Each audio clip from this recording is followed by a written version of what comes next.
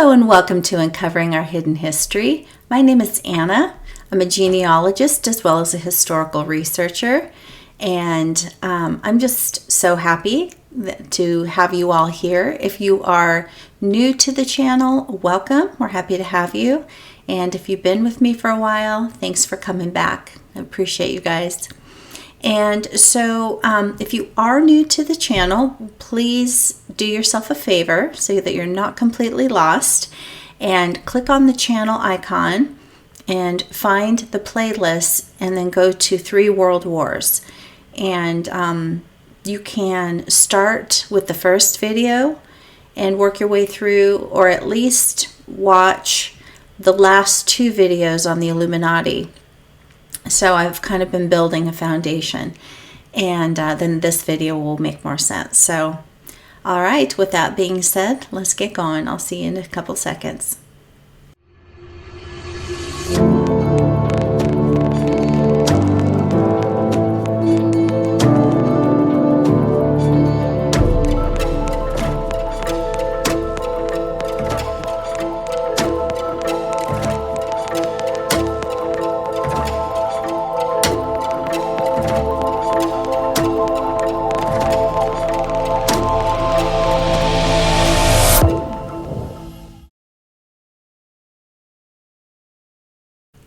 Well, hello friends. Happy whatever day it is when you're, end up watching this video in your part of the world.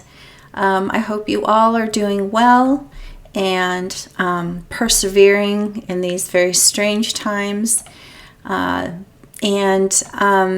Okay, so what I'm going to do today is we are going to wrap up this is going to be the last video in our regarding the Illuminati. And I've already laid the foundation of who the Illuminati architects were and their strange religion. And so today I thought, who better to wrap up this video with than John Todd. Now, John Todd his birth name was Lance Collins. He was of the Druidic Collins bloodline, which is a Scottish bloodline, and I believe they're located in the Isle of Man. Not for sure though. Anywho, I'm not quite sure why he went by the name of John Todd, but anyway, Lance or John had a very powerful born-again experience in 1972. The Most High snatched him out. He was high level in the Illuminati. He sat on the Council of 13. He was over Zodiac Records at that time. He reported directly to the Rotten Children, aka the Rothschilds, and high level. And so, as I said, he was born again in 1972, very powerfully, and spent a couple years having to go through deliverance and inner healing and just being discipled. And then he started coming out and speaking publicly about 1974 and blowing the whistle on the Illuminati and sharing all the inner workings. And so I thought he would be the best person to, end this series on the Illuminati today, and by telling you all the inner workings and things that I haven't already covered. So that being said, I hope that you will watch the video, or I should say listen to the video. We don't have video of him, just audio, but what he has to say is very illuminating. And let's see what I did there, and pun intended, but it's really eye-opening, and I find it very riveting. So I hope that you will as well. Okay, and I will come back when we're all done.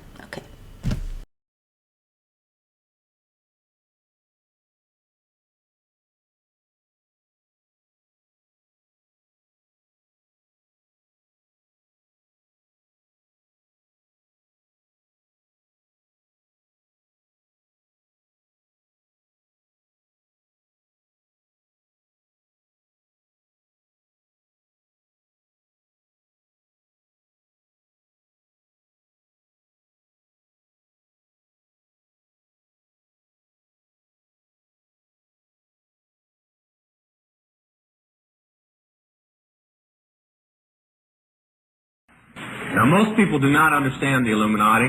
How many people here have ever done any study on the Illuminati before they heard of me? Okay. How many have done some since they've heard my tapes? A couple, okay. Boy, are the rest of you in for a surprise tonight. I don't want people to listen to me and walk out of here and just accept the things I have. I kind of like it when people go out here and say, boy, he's nuts. Because they'll go and they'll try and research to prove that I'm wrong. And the more they research, the more they start believing me. It is impossible to research history and to research the conspiracy and to research the Illuminati without coming away a solid believer. As the brother who prepared these, Brother Tom Berry, said, he went through almost 2,000 books for 20 sheets of notebook paper filled with notes. That's how well it was hidden. How many people have a set of encyclopedias at home, a good set? So home tonight, look up the word Illuminati. In some of the encyclopedias you will find that it existed but does not exist now. And in other encyclopedias you will find that it existed and still exists now. But they don't tell you anything about it. Before we go into it, I want to give you a reading list. Okay? Now, I want to explain a book before I give its title. And I want you to choose carefully as to whether you want it or not. I don't want you later getting mad at me because I recommended it. It is not a Christian book. It is not a political book. It is an Illuminatus book. The book was ordered, written, and produced by Philip Rothschild, the leader of the Illuminati in this day and age. It was ordered, written by a woman named Anne Rad, and she was at that time one of Philip Rothschild's mistresses. It was written some 12 years ago. She was already a well-known author, and her books sell nationwide. Mostly people who read them are communists. And she wrote this book. It was supposed to be a novel. It's 1,100 pages, so if you don't like to read, don't buy it. And it was written as a novel, supposedly, but it is a code book. And within the book is a step-by-step plan to take over the whole world by taking over the United States. Now, I'm going to say many things tonight that a lot of people will try and go out of here and say that I'm anti-American. No, I'm extremely pro-American. I couldn't be that till I became a Christian. But I'm extremely pro-American. I am just anti-government that exists within America today, because it is not the government of the people any longer, and I'm pro-people government. That's a term misused by communists a lot. I'm sorry if you're upset that I use, but that's exactly what it says in the Constitution. Oh, this is what I've been waiting on. I'm glad he brings it. I know what's in it. Wouldn't be the first time. Now, the power of the Illuminati, and I'll give an explanation. The Illuminati is as following. Okay, first, most people have found the Illuminati in things that have crossed their path. People have found it in the occult, and mistakenly they have said, aha, the Illuminati is the occult. Then they have found it in the Masons, and they said, aha, the Illuminati is the Masons. Then they have found it in politics, and they said, oh, it's politics. So they found it in the international banking system, or they found it in Zionism. So they list it as just being that. Actually, it is all these things, and much more. They found it in the Mormon religion. That's because the leaders of the Mormon religion are high echelons in the Illuminati.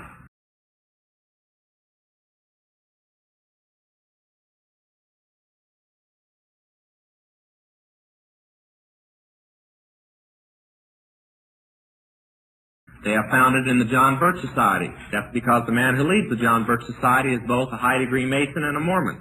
But it is all these things, and its power is finance. If you would take its finance away, which is impossible. Oh, I'm sorry, I forgot to tell you the name of the book, and I just realized that. I started out. I'm getting ahead of myself. The book is called Atlas Shrugged. Oh, Atlas, you know, Atlas supposed to hold up the world? Shrugged, like you shrug your shoulders. Atlas Shrugged. Now, this is the warning that goes with it. I'll be talking about occult books tonight and how demons are in occult books and in their music and so on. This isn't so with this book. They didn't place a spell on this book because they did not want people to buy this book other than those told to buy it within the occult and within the Illuminati. They're extremely mad because just this year alone they sold several million of them, mostly to Christians, and they don't like that.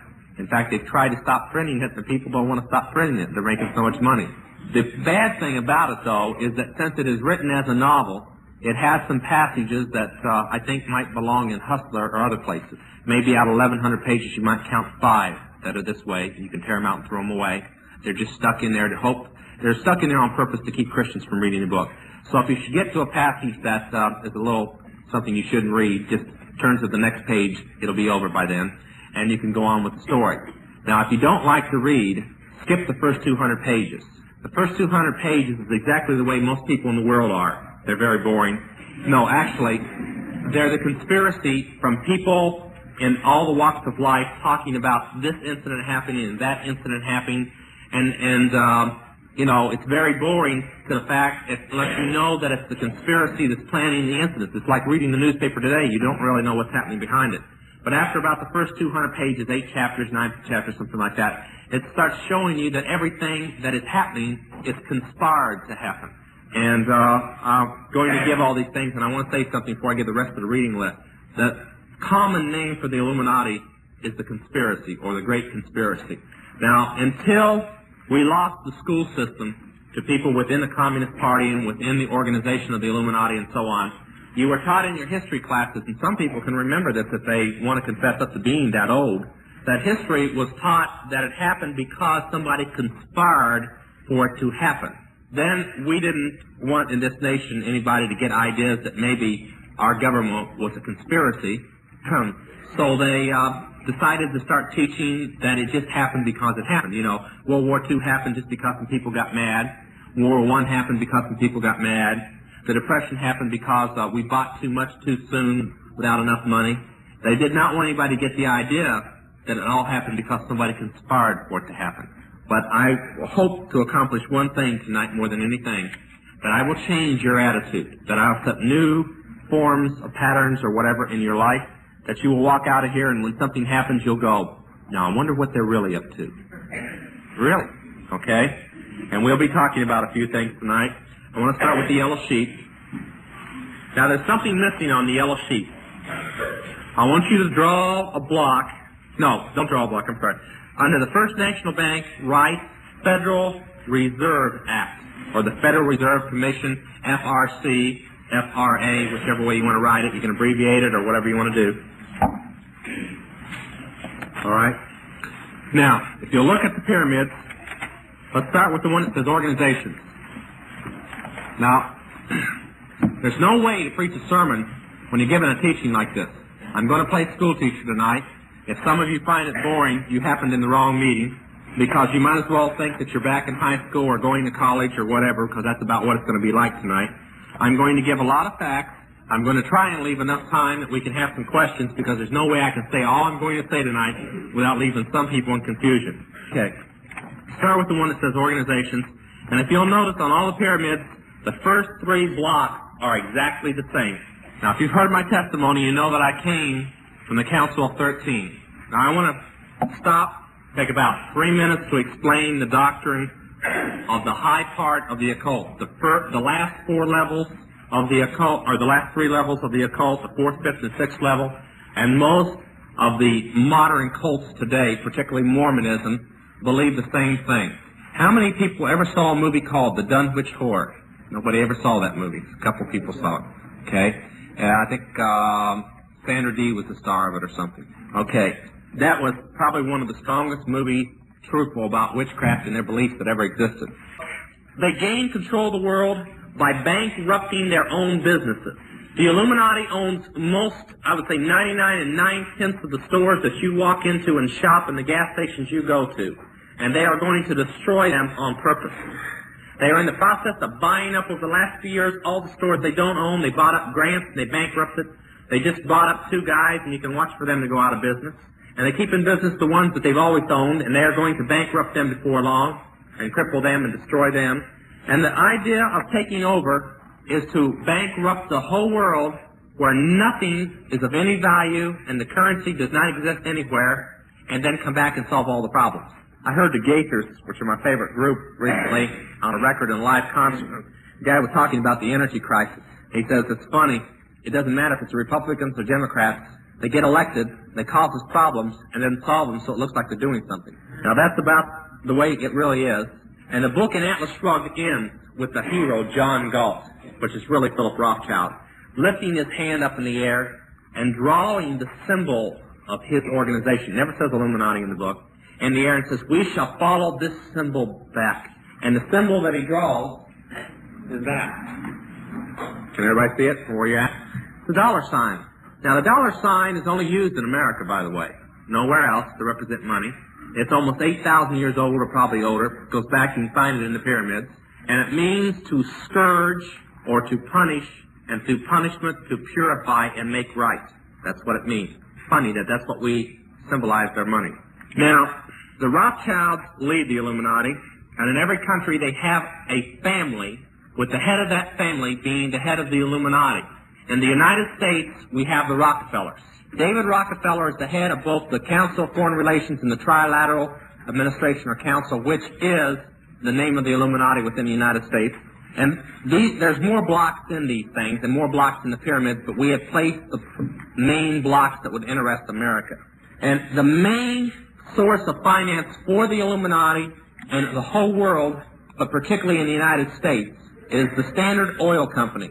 Now, I'm going to educate you about something tonight that the Illuminati hoped nobody would ever find out about.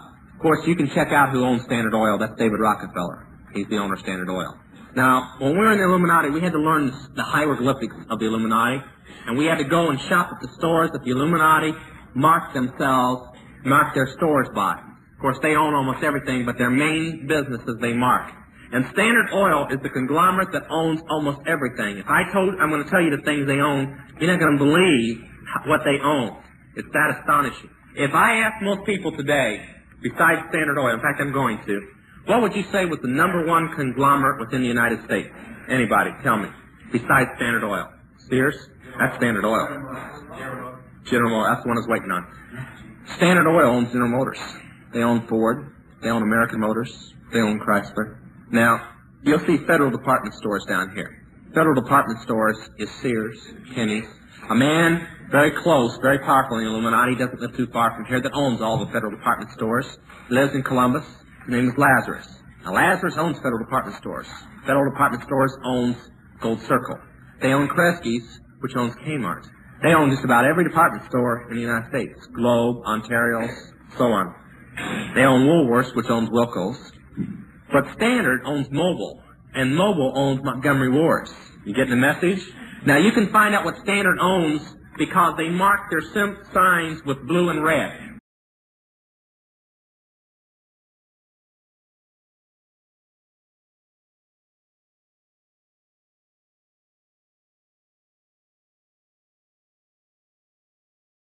Everything they own.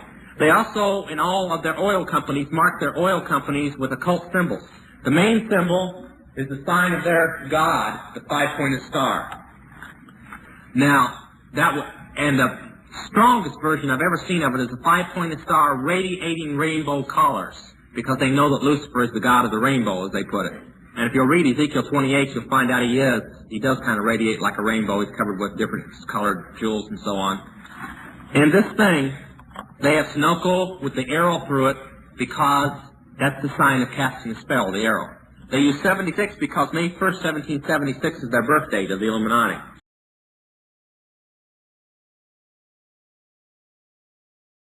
They use the sign of what witches practice in, this magic circle.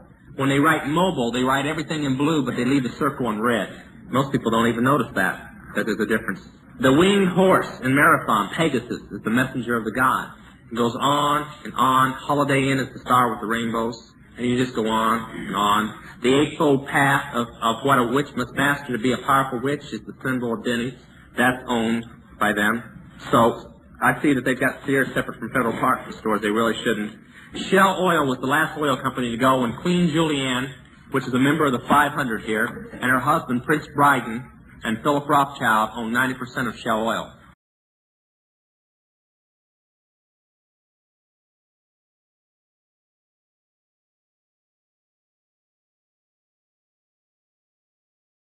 Gall doesn't bear occult signs because it's owned by British Products, but British Products is owned by the Illuminati. Bosnios is owned by the Mafia that's controlled by the Illuminati. I don't know why Union 76 is separate because it's a member of Standard Oil. But this will give you an idea. And First National Bank is doing a new thing now. They're putting out 13 circles on their buildings with all the emblems of the Illuminati on them. I guess they want lots of power. They've used the 13 plus the I and plus, different things and so on. Chase Manhattan Bank and Bank America are both owned by the Rockefellers.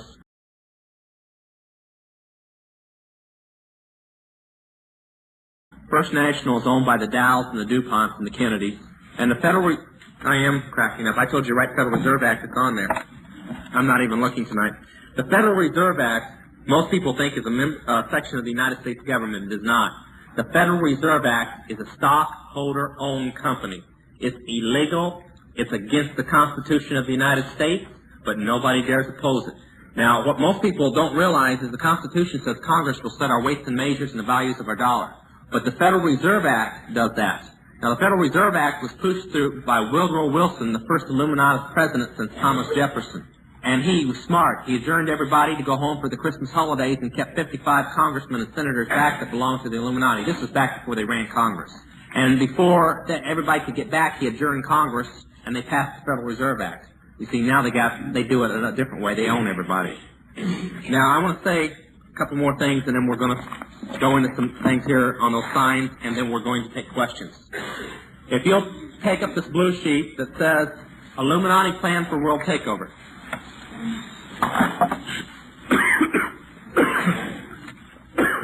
All right. Look for, it says Democratic President gets laws enacted. They're talking about JC. The first law that the Illuminati has, but they have not got passed yet, the number one law they want passed is called the Dow Gun Act. I'm sorry, the Dees Gun Act. It's penned by Isaac Bonowitz, which you'll find on the Council 13 list there, but it's supposed to really be penned by Martin Dees, who led Jimmy Carter's campaign, and is head of the National Handgun Control Center in Atlanta, Georgia. Now, most people don't know how important it is that we not lose our constitutional right to own a gun. The Illuminati will never be able to start helter-skelter, which is on this thing, and you can read about it later, unless they can convince the people that they're not going to have to go from door to door fighting their way down the street as they burn and kill and rape and everything else. So they have promised them there'll be nothing existing in the form of guns in anybody's hands within the next year and a half. Now, I think that that's where the Illuminati is going to have a little problem, because they had counted on passing the same law in Massachusetts as the test law, and they lost it. The law would have gave the National Guard the right to come into your home and the state police without a search warrant and search for your guns and confiscate them and arrest you if you had not turned them in within 60 days of the passing of the law. They thought that since Massachusetts was the strongest anti-gun state in the nation, and since Ted Kennedy supposedly wrote the bill himself, it would get passed. Boy, were they in for a shock. It lost by a landslide, almost 3-1. And that has thrown them in fear that maybe that same law would not be passed in the United States. Now, the other laws remove tax exemption from churches, House Bill 41, I spoke of when I was here before. By the way, did they pass that bill here? That one you were fighting, 1441, or they did pass it? They passed it? It was about tax or something here. They didn't cast the vote? Okay. Now, 41, I understand, has been passed by now, at least by my information of what I can get. And it is supposed to pull the tax exemption from churches not belonging to the World Council of Churches or not having memberships of 500. And then, or what it doesn't say to pull them, it says that you must go to court and prove that you should stay tax deductible, and you'll spend a couple $1 million in court, so it's not worth battling. Then, those that keep their status, all except those belonging to the the National Council of Churches denominations, which leaves out Independent Baptists, by the way, all except them, no other exemption. You will have your name, your address, your phone number, printed in every post office in the United States. Plus, you may have an IRS audit without any reason, just because you gave to the thing. This is what the bill's about. The next is the Presidential Martial Law powers. It's called the Martial Law Act. It's already been passed. I think it's passed last November, signed, enacted in a law. Now, I want to say something. If you haven't heard about these, that's because you typically do something that the Illuminati counts upon. Now, people, I'm going to try and change your life with this. When Congress is arguing over something about a law that they're going to pass or something they're going to do or somebody they want to fire or get rid of, start digging and find out what they're really doing that you're not hearing on the television. The only time Congress or the government argues or does publicity about anything they're doing is when they don't want you to know what else they're doing. It's a smokescreen. When they fired, I can't even think of his name now, that guy that was on President Carter's committee and so on, when they fired him, They passed the Martial Law Act while you weren't looking. Right now, they passed House Bill 41, and they're trying to pass the Genocide Act without you knowing it, while they argue over the Panama Canal. Now, we're never going to give the Panama Canal up, even if the law is passed, because we're supposed to get up in the year 200, and all the people in politics believe that we'll have a world government by the year 1980. So they don't plan on giving it. In fact, they don't even believe the Panama Canal is going to exist anymore, that it's going to be blown off the face of a map in a world war about the year 1980. So they don't care what they do. They're arguing over it. They could pass it right now if they wanted to. They're arguing over it and feuding and fussing and getting as much publicity as possible so you won't know about the other laws that they're trying to pass. So when you hear something big explode, like the upcoming trials on the congressman and so on over the Korean thing, that's probably about the time that they'll probably pass the Anti-Hoarding Act and finish up the Genocide Act. The Anti-Hoarding Act forbids you to own more than 1 month's food or 1 month's fuel supplies on the penalty of 1 year and $5,000 fine, 1 year in federal penitentiary. Now, I want you to go home and ask yourself why our government, we're not starving yet, we will be before long, but we're not yet, why they want to pass a law forbidding you to have more than 1 month's food supply in your home. Why you are not allowed to stockpile food. We're not in World War II when you had to do this. We're now. There's a reason for it. Those are the major laws that they're trying to pass. To it, the little people were the witches, the fairies, the hobbits, the elves, and so on, and they were the dwellers of this world, and then through intermarriage they started becoming everyday people. Now, the son of Lucifer was called Adam. Now, this is exactly, except they don't call it Lucifer, that is in the Mormon Bible. And that Adam being the father of this world, and Eve, they also called Asherah, Diana, Isis, Aphrodite, many names, Hector, Selene. In other words, the mother of creation was his wife.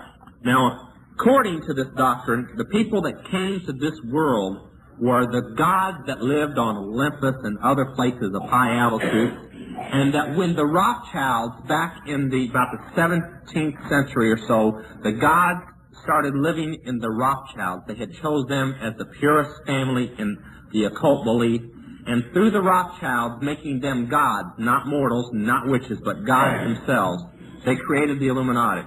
Now, I might throw in this, and we'll discuss it later. They believe that Adam is alive again today and is ready to rule the world. With peace, by the way. What else? Now, if you look at the pyramids, the capstone is free from the pyramid because the capstone is the Rothschilds, and they do not consider them human. They consider them gods. And the eye is the father god, Lucifer. Now, the Council of 13 is right there because they are the Rothschilds' private ministers. The Illuminati functions as all of the pagan governments used to function, of Babylon, of Moab, of Egypt, of Greece, of Rome, of Scotland, of Ireland, and so on.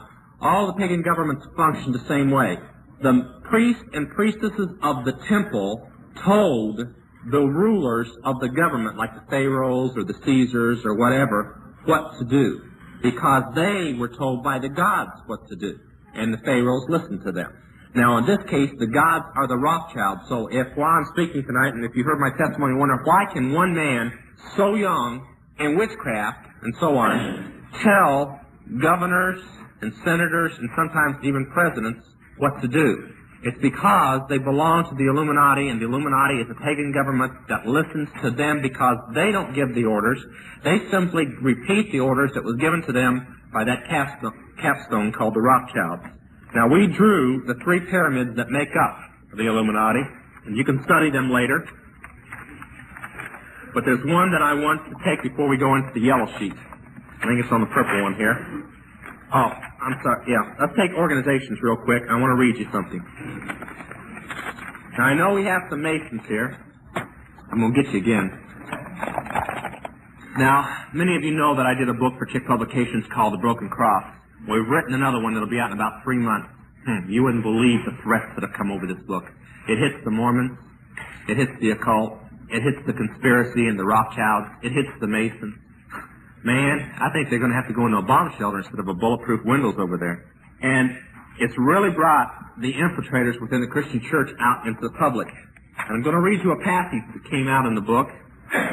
I'm going to read you a passage from one of the highest books written in Mason. It is a book that is only supposed to be read by 33rd degree Masons and those of the 30th, 31st, and 32nd whose lives prove that they are not Christians that they can hand this book to. We have a copy of it, and we photostat the copy, and we have been showing it around the country. We have been getting people out of Masons right and left. Of course, we've been getting a lot of Masons mad at us, too. But I'm not going to do what I usually do and really pick on the Masons tonight. I'm just simply going to read from 2 books of theirs, and I'm going to let the Masons draw their own conclusion. That which we must say to the crowd is, we worship a God, but it is a God that one adores without superstition.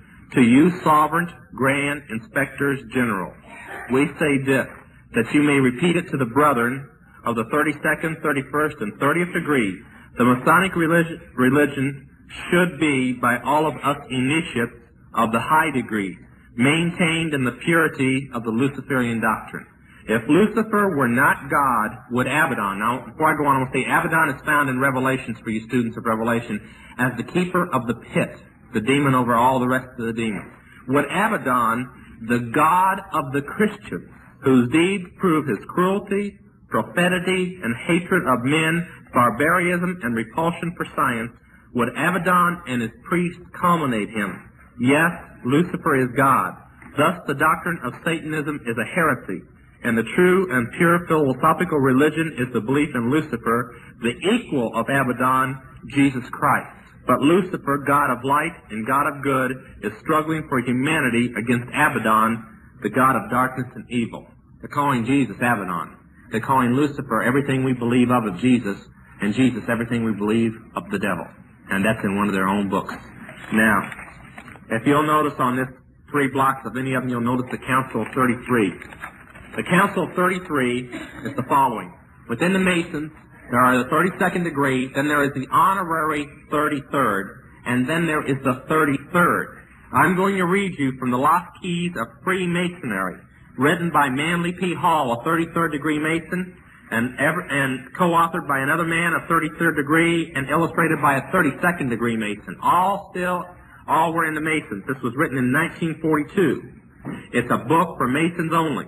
I'm going to read you the initiation to become a member of the Council of 33, the third, or actually the second highest council within the Masons.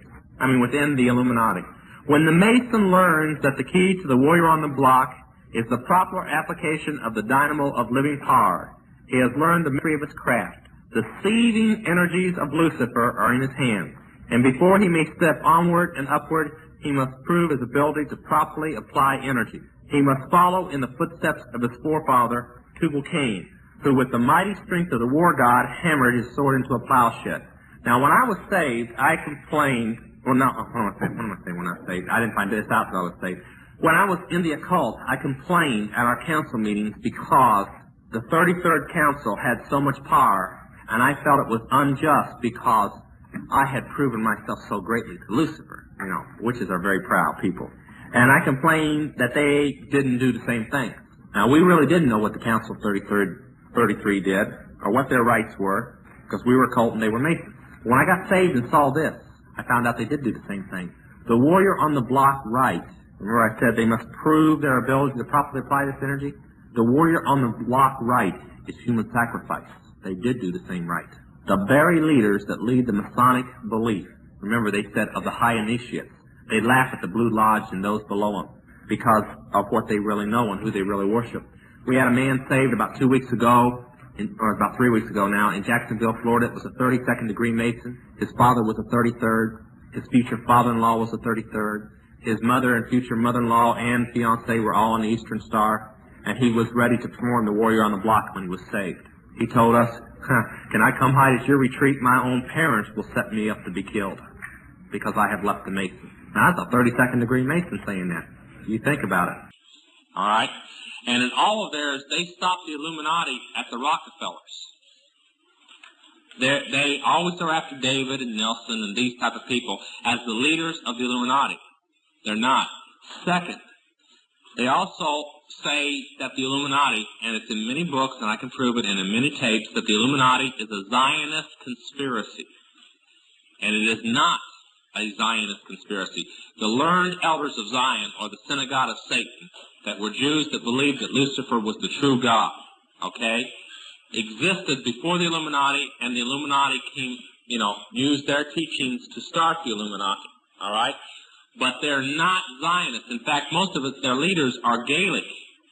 The Rothschilds are Zionists by birth, but they quit believing in Yahweh hundreds of years ago. And Weishaupt had already left the Jewish church, had been a Catholic and a Satanist before the Illuminati was formed. And on and on. And they try to make the Rockefellers and everybody at one time a Jew, and everybody's changed their names to hide they're a Jew, and all the Jews are the evil people, and they lead the Illuminati. Well, I have news for them. I sit on the Council of 13 that runs that organization, and my family's never been a Jew. They're all from Scotland. So something's wrong in the translation somewhere. And I cannot believe that a member of the Council of 33, the second highest council within the Illuminati, can run an organization that exposes the Illuminati. It just doesn't make sense. And the other strongest thing, we'll let that one go. That's a little too strong for anybody around here. But all I can say is that the Birch Society is like the Masons. Now, I'm going to hit another group here. You're not going to like it. We've got some people here, but hear me out before you all want to lynch me at one time. It's like the Charismatics. And that's because the people, the little people, it's just like, okay, like the coal miners and like the farmer strike and like the Teamsters. You've got the people in it below who do not know who its leaders are. Okay? Now, where I sat, I had to hand money to people. Okay? And when I come out, people wonder, why are you mad at these people? These people are good men of God. Why are you mad at them? How would you feel if you had to take millions of dollars in checks and currency and dispose it to these people to do things for the Illuminati? Would you respect them as Christians? That's the idea. Too much money went into the Birch Society from the Illuminati for me to believe that it's an instrument against the Illuminati. Okay? I saw $35 million in 2 years go into the charismatic movement to build the 4 biggest churches in the United States that lead it, plus the full gospel businessmen. I saw $20 million given to Demos Securian one night. I can't accept it.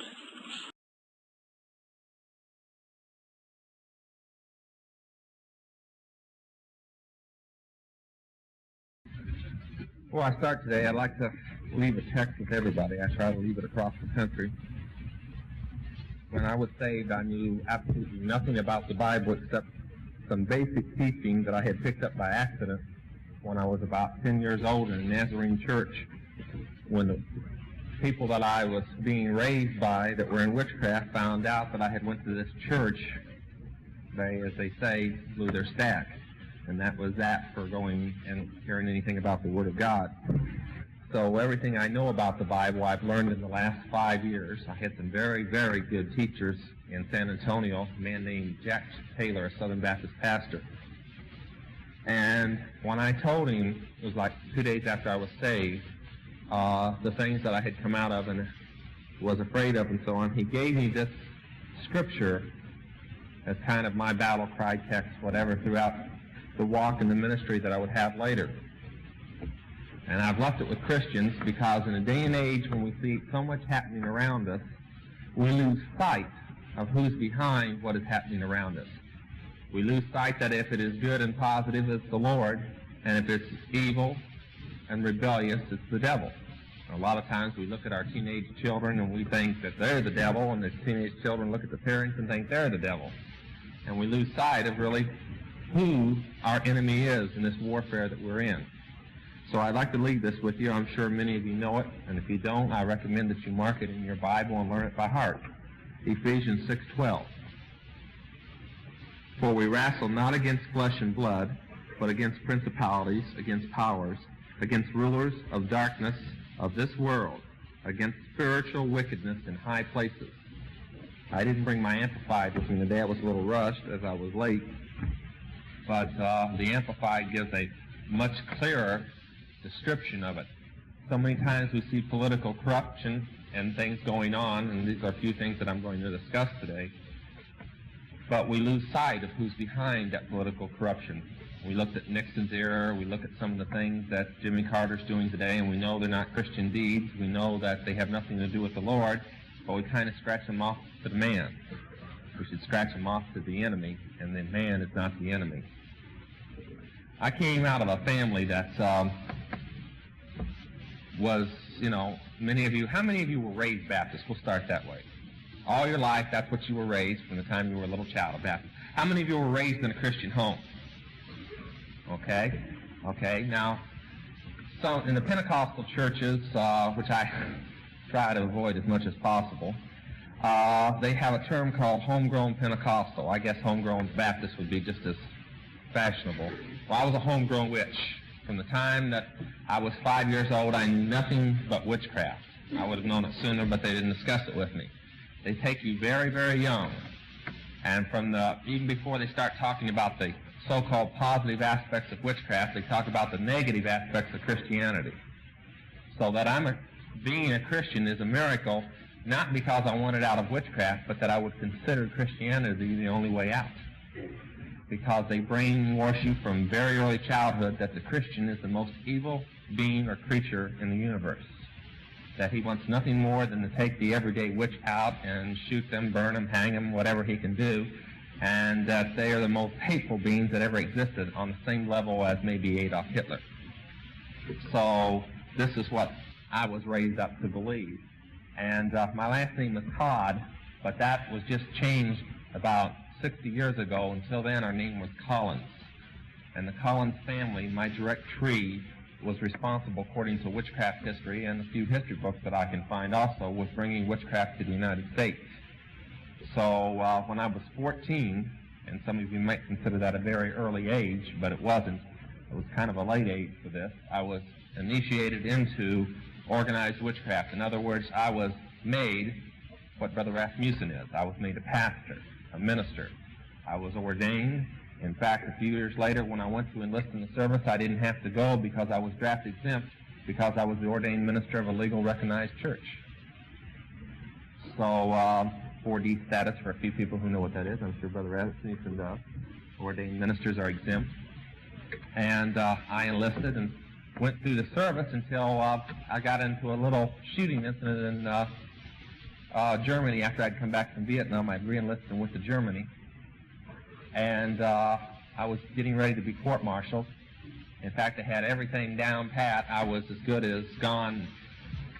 We had entered a plea of guilty for a deal of 35 years and then parole, and they wouldn't even consider it.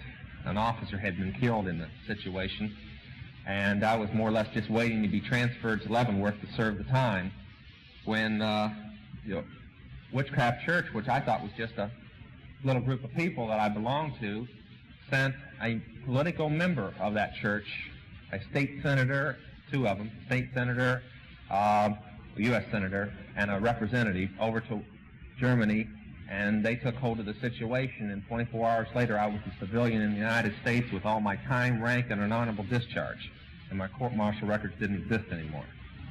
And all of a sudden I realized I wasn't in something that just lit candles and incense and said magic words once in a while and cut pins and dolls. There was a little more to it than just a religion.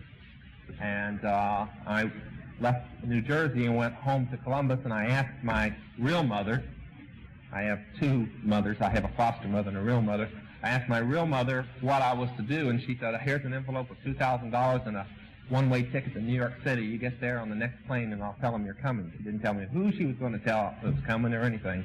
But I flew to New York City and I spent 6 months learning all new witchcraft. Till then I had been taught what most of the teenagers learn. And I want to tell the teenagers something here real quick.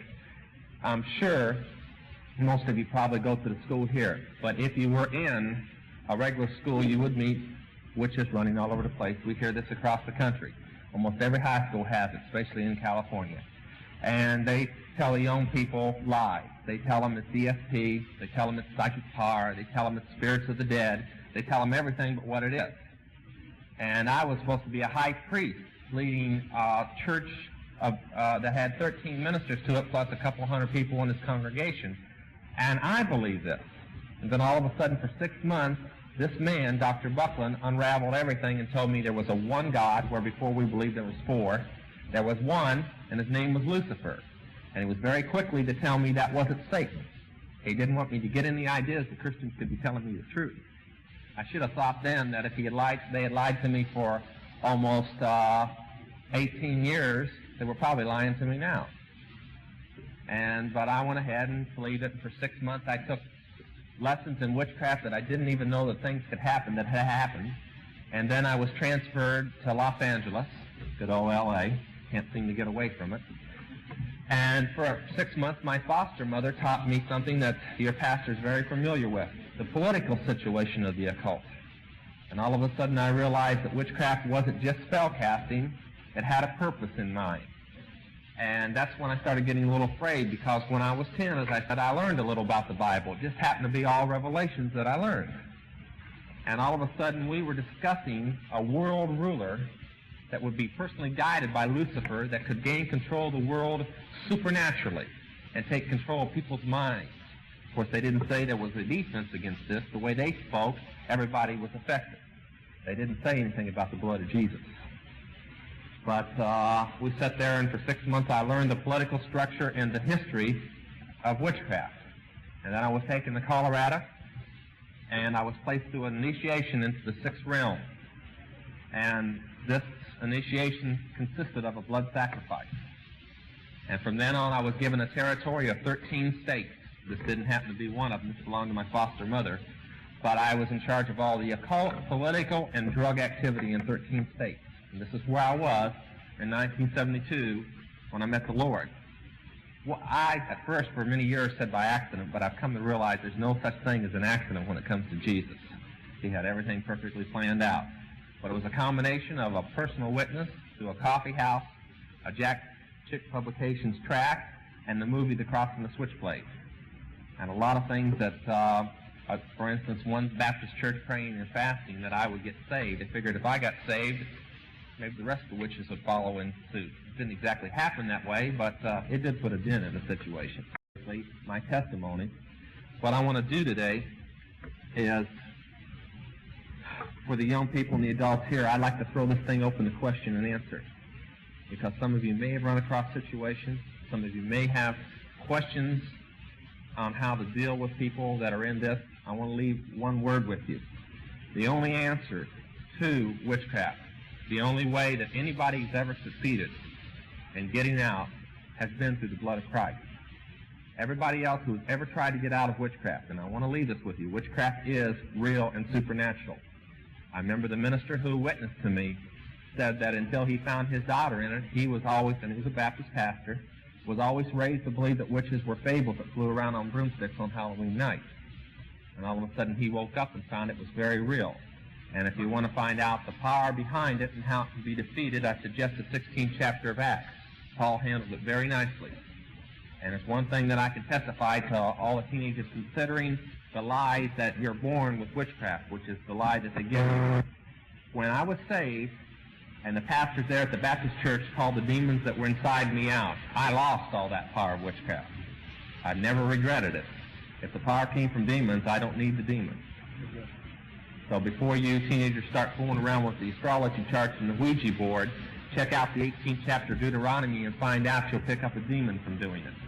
And you pick up one, you keep on going. My foster mother wrote a book, and she said, doing one spell or practicing one seance in witchcraft is like jumping off of a tall mountain or a skyscraper. There's no turning back. It is the strongest addiction that I know. Dave Wilkerson said that he had seen people go through withdrawal from drugs many times, but seeing one witch go through withdrawal from the occult shattered his mind. And I've helped thousands of people through withdrawal from witchcraft and withdrawal from drugs. And once you've seen the withdrawal that a person goes through from being in witchcraft, you'll think that drugs is something you practice in kindergarten.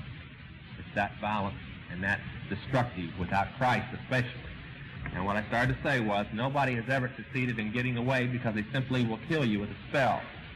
Now, Brother Rasmussen knows from testimony from other people who have been around, they haven't been able to do this to me or anybody else that has ever gotten out. A few people had been killed physically that have gotten out that were Christians.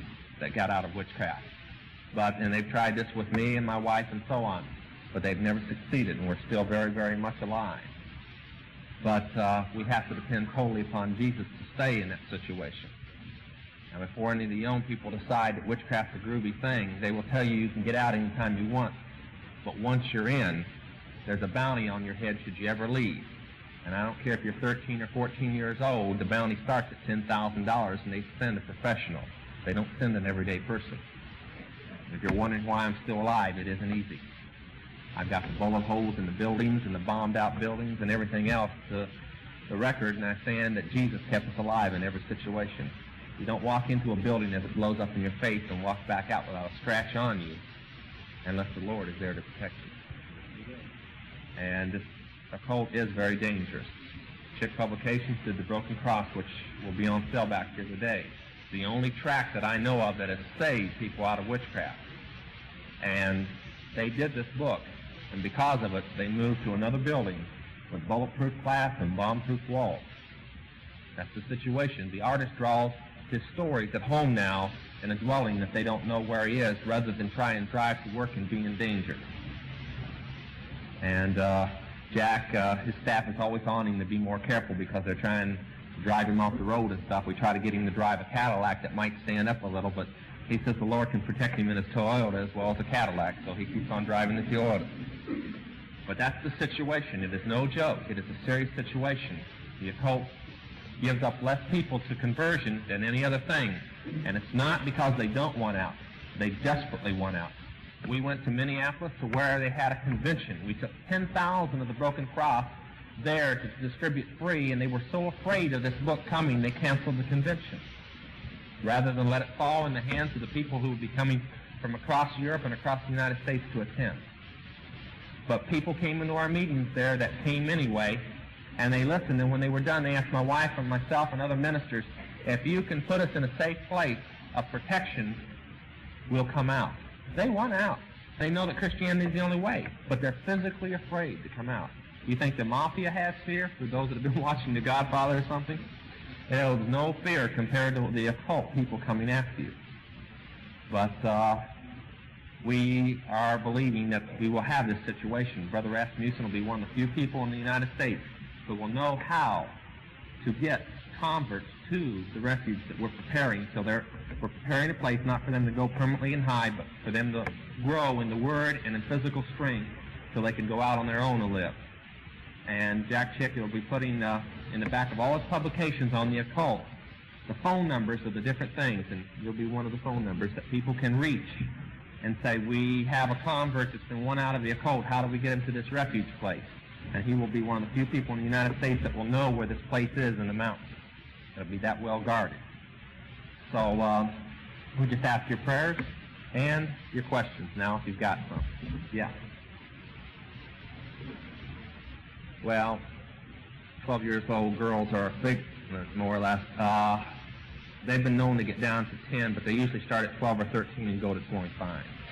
And for the people who like to hitchhike, this is how they pick them all up.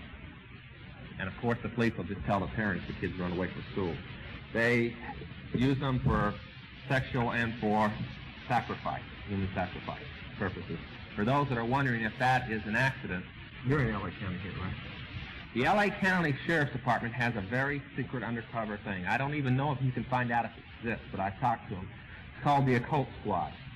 They told me in '73 that they found 35 bodies of girls in Los Angeles County that year, and I talked to them in December, that they knew to be human sacrifice, which they listed as rape cases to keep it from the public. The statistics that came in so far this year are close to 125, and the year's not even over. Now that's girls that have been used for human sacrifice. And if you'll notice, there's quite a few rape cases that happened around Halloween that are in the news right now. And from what we can find out, the circumstances that each death fit human sacrifice. But you'll never hear it, that's the reason. We turned in 4 different people that were responsible in the area that I knew about to the Los Angeles County Sheriff's Department, and they arrested all 4. They got convictions, and in every conviction they listed it as rape, killing. And they knew better. Yes. Yes, it is. It's listed in the 18th chapter of Deuteronomy as converting with necromancy or familiar spirits. Clairvoyancy, anything that is psychic is a counterfeit of God's power by the devil. And it was, okay, the woman who was giving fortunes in the 16th chapter of Acts, that was clairvoyancy. When Paul cast the demon out, she couldn't tell fortunes anymore. That settles it right there. Yeah. Superstition is a Christian form of witchcraft. Okay? Okay, she asked me if superstition was a form of witchcraft. It's a Christian form of witchcraft. One thing I want to throw at the young people real quick. In the occult stores, they don't sell Ouija boards, in most of them, in the serious ones. They call it a Christian instrument. They say Christians are the only ones stupid enough to use it. Witches know that the devil runs it. They know more than some of the Christians. Yeah. Okay.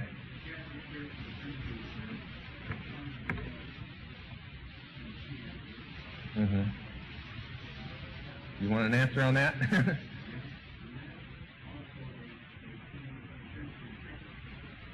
Oh, I'm glad you asked me about that.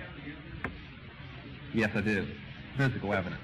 One, take the exorcism first. The rite that the Catholic Church uses for exorcism, they have changed a few words. Just, I think, about 6 words. Is the witchcraft rite of exorcism. It is 8,000 years old. The Catholic Church is not that old. Okay? Next, on the apparitions, it's the same thing as the Spiritual Church of America or any of the witchcraft organizations. It's called auras. And if you'll notice, none of them are pure white. Now, coming out of the occult, I know the system of colors. And the principality, there's 7 of them.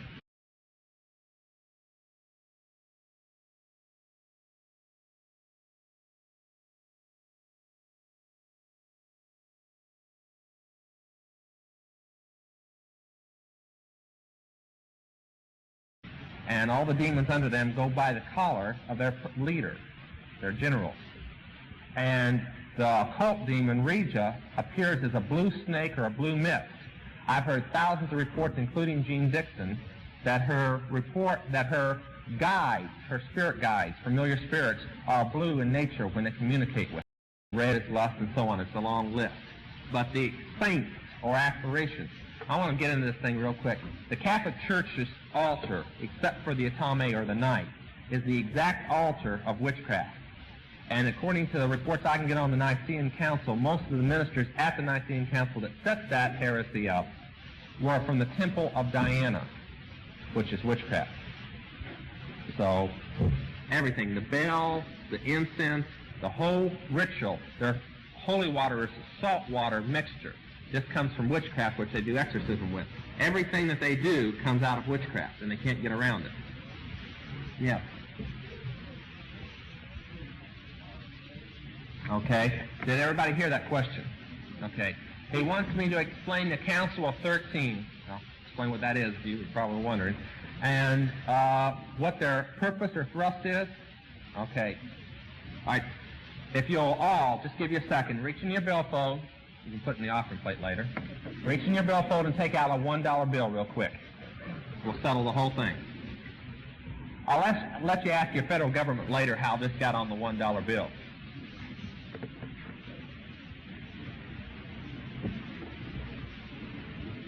Okay. On the back of the $1 bill, you'll see the crest with the pyramid in it. Now, Dr. Rasmussen has upstairs the whole crest. You only have the words left out of it on the blocks. But there are sections. His is a little behind time. There's a few new organizations. His dates back to the 1800s. But that pyramid in the Illuminati consists of 3 pyramids and a sphinx. But their crest is this crest. The Illuminati is the occult organization that we belong to. It means the light bearers. The witches call it Moriah, the Conquering Wind.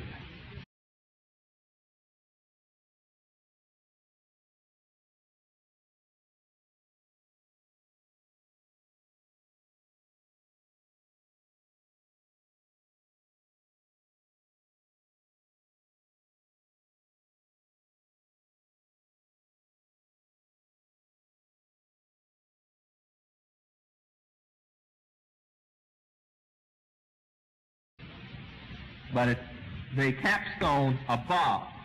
The eye is Lucifer. The triangle of the capstone is the tribunal of the Rothschild family, which is called the Holy Family. They lead the Illuminati. They would be Paul, Peter, for the Catholics, all the saints and Mary and everybody rolled into one, and the Pope. They are the voice.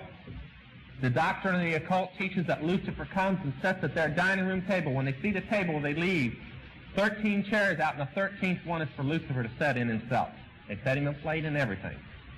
Now, I've been there in the mansion, and I've seen this go on. And they, in turn, direct to the top block of that pyramid. And that top block is the Council of 13 of the Grand Druid Council, which I was a member of. Now, the Druid system of government is not that the politicians run everything. It is the same system that Rome had.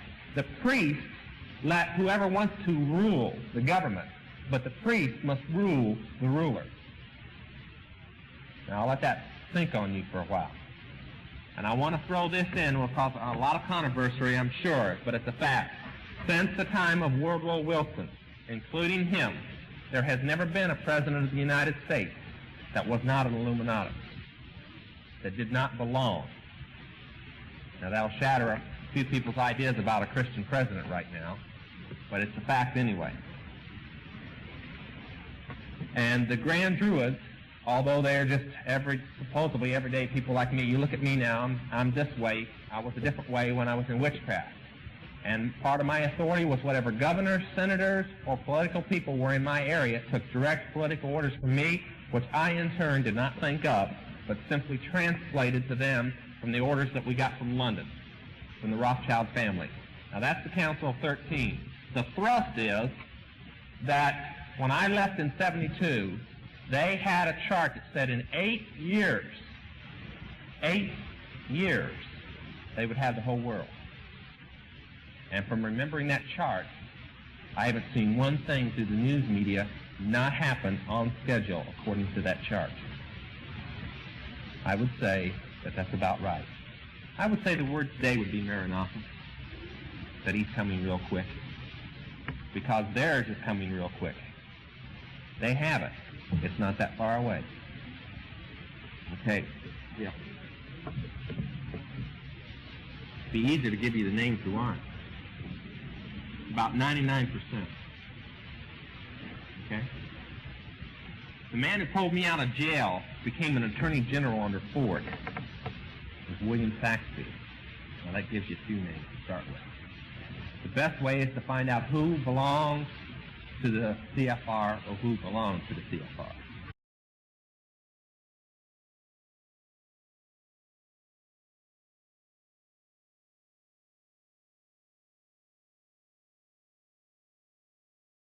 Yeah.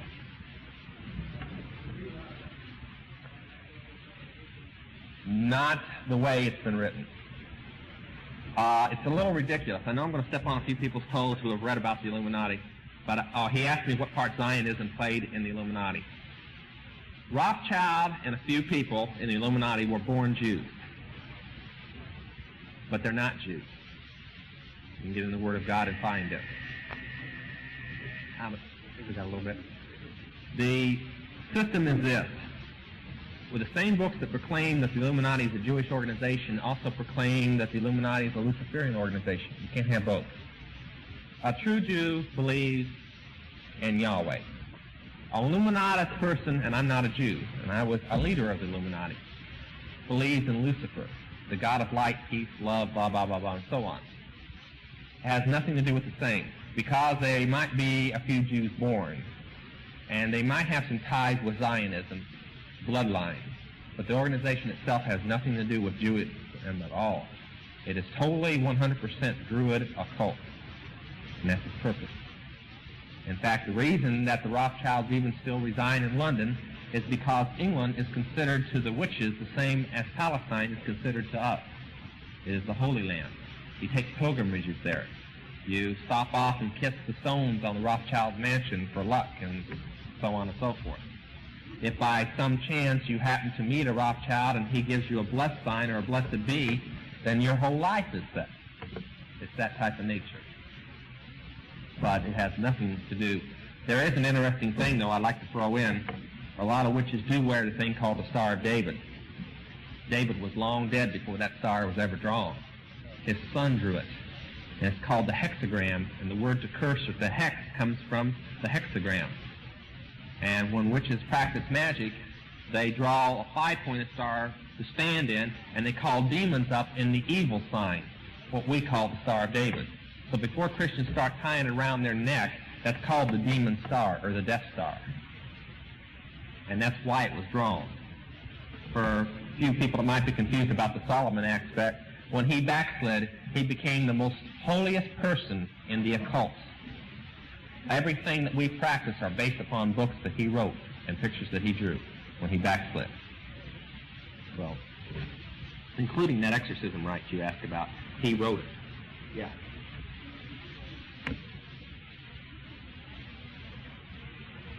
Absolutely.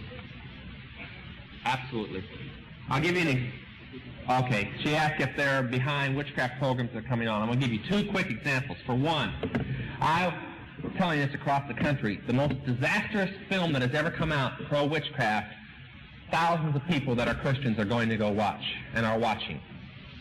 I was told by a bunch of Christian people across the United States in every city I went to, you got to go see this movie. There's no sex, there's no violence, there's, you know, it's just an old kind of, how would you put it, I can't think of the guy in the 30s that was a sequence in outer space movies, Flash Gordon type picture. So I went and watched it.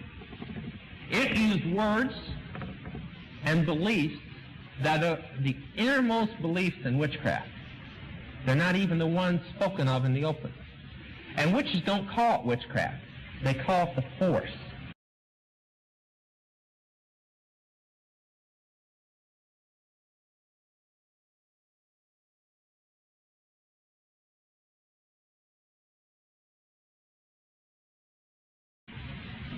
It's called Star Wars. And the whole thing is centered around, two-thirds of the movie is based on the Force. That you're stronger when you die, you're reincarnated, you receive guides from people who are dead. It's ESP, see, the biggest line about witchcraft is that it's not bad. It's neither good nor bad. It's the person that's good or bad. And this movie emphasized that a lot. That witchcraft was okay as long as you were a good person. So, adults, before you let them go. And the other one I want to hit real quick is how many remember Bewitched? It's probably one of the main reasons that witchcraft grew, it and Dark Shadows. Bewitched was written by a witch. The belief of witchcraft is you're born a witch and that the mortals, or everyday people who don't practice, are dummies. More of a comedy. They never got into witches' ceremonies or Sabbaths or anything like that. Last night, a person asked me to watch who had gotten to read the script of the new one, Tabitha. So I watched it. It had witchcraft all through it. Real witchcraft. Ceremonies, Halloween, everything. They're coming out stronger now. You better watch what your kids turn on the TV set. There hasn't been a witchcraft movie that had anything to do with Satan in the last 5 years that Satan didn't win openly in the picture. Tabitha? Bewitched. I know. I know. I've got reports on it. I was in witchcraft back then. I know what was going on. Yeah. Wasn't there a woman who had a lot to do with the show by the name of Louise Huebner? That's my foster mother. Usually through the Illuminati name's not used much anymore, except by everyday people who find out about it. Witches don't use it. The organization doesn't use it. And each country has the Moriah is the occult part, and the political part has a name in each country. And the United States is called the Council of Foreign Relations. That's mainly how they got into it. They mainly got into it because you can't become a president. You may think you elect a president, but I'm here to tell you, you elect whoever they put up. And when I was saved in 72, I got on a television broadcast that went throughout southern Texas, New Mexico, and so on. And they still got the tape down. It was on a talk show called the 7 Club in the morning. And I had a minister from the church there with me, Ed Human. And they asked me the political aspect that would be happening. Now, this was the election of Nixon and McGovern at the time. And I said a few things I don't want to really get into right now because we don't have the time. But one of the things I said was that the last election that would happen, the next one that was coming up, the one that just happened, the president that would be elected would be the last president elected in the United States. That doesn't mean it'll be the last election. It just means he'll be the last president.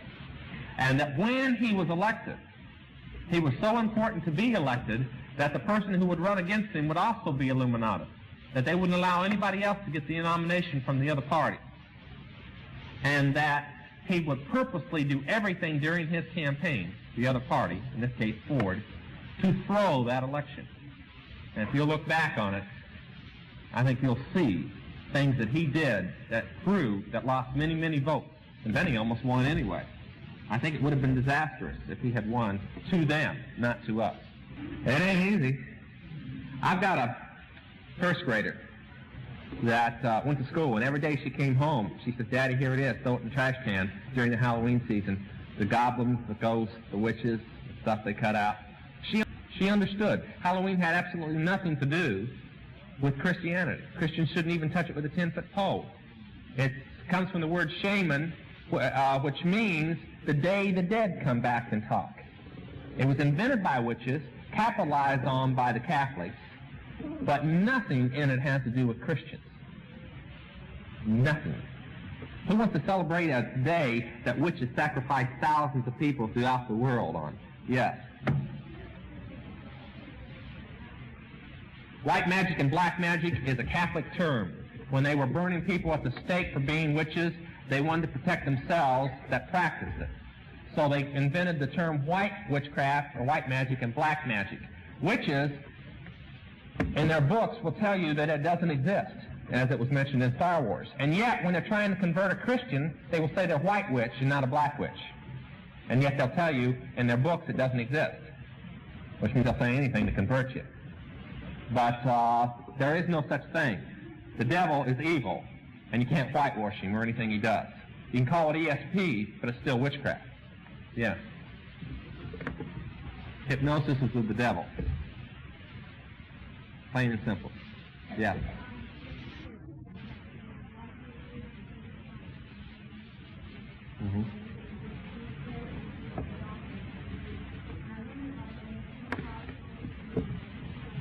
Charismatic realm. Theirs is feeling and not word. I go into charismatic churches and speak, I know.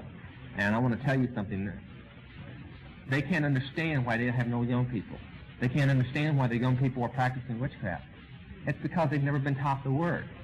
They've been trying to give a form of discipline without love, strong discipline, no love to go with it, and no word, just emotion. And then they wonder why somebody is saved 3 months and then in the world 3 months later. A good example of this is Melody Land. It's got to probably be one of the worst churches in Calvary Chapel in the United States. Because it gives absolutely, they have a whole Bible college. They teach nothing but emotion and theory. They don't teach the word.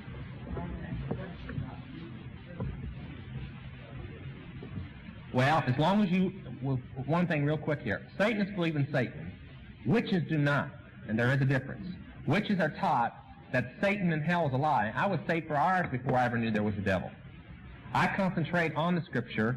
I concentrate on the 16th chapter of Acts and the Ephesians 6:12, the 18th chapter of Deuteronomy. Please don't quote, we suffer a witch to die. Please don't quote that to them. They scare them to death. But work on the love and work on the Scripture, but leave the devil and hell out of it if they're a witch. How much? Certain groups use it. Other groups don't touch it. Okay? In fact, it's capital punishment to touch it, the death sentence.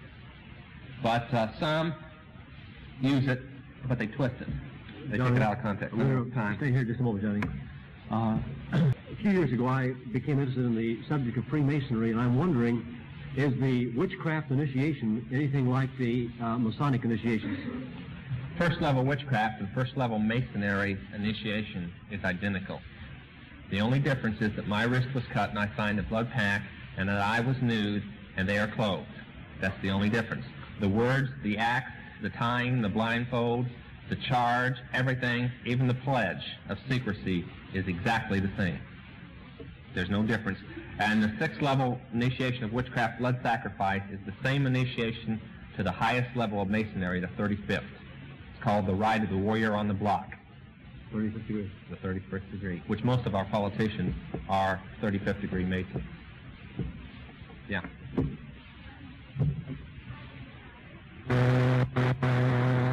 Whoa. There's no such thing as a warlock. If you're witnessing to a witch, please, unless it's a Satanist, please call them a wizard or a witch. If you've got to call them anything except idiot. Well, that's true. I was an idiot. I mean, anybody that's done it is. But go ahead, finish your question. They don't believe in hell. They believe when they die, they will come back in another life. Well, my friends, that's all I have for you today. I hope that you found that helpful. And hopefully, even if you are a long-time Illuminati researcher, maybe you even learned a few tidbits you didn't know about. But that being said, we're going to go ahead and end the video today. I bless you. And I hope that you will have a great rest of your week, and just stay safe. Continue to pray Psalm 91 over yourselves and your family, and I will see you for the next video. Take care. Bye-bye.